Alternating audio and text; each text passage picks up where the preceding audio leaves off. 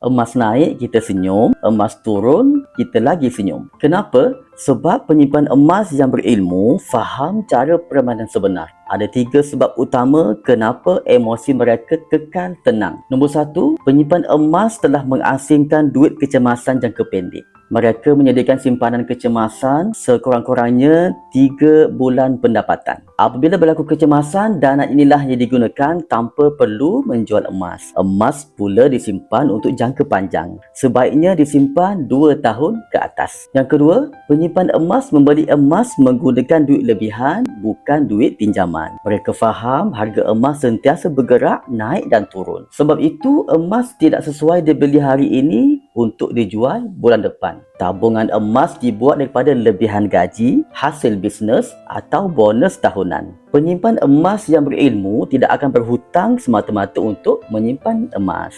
Yang ketiga, menyimpan emas untuk tujuan perlindungan kekayaan. Emas adalah bentuk duit yang sukar bocor, tahan lama dan bernilai sepanjang hayat. Dengan menukarkan sebahagian wang tunai kepada emas, mereka melindungi simpanan daripada dibelanjakan oleh diri sendiri, daripada kesan inflasi dan daripada risiko keruntuhan sistem mata wang. Sebab itu, emas naik atau turun bukan isu besar. Yang penting, jumlah gram emas sentiasa bertambah. Jika tuan-puan nak mulakan simpanan emas, boleh hubungi saya akan bantu tuan-puan langkah demi langkah.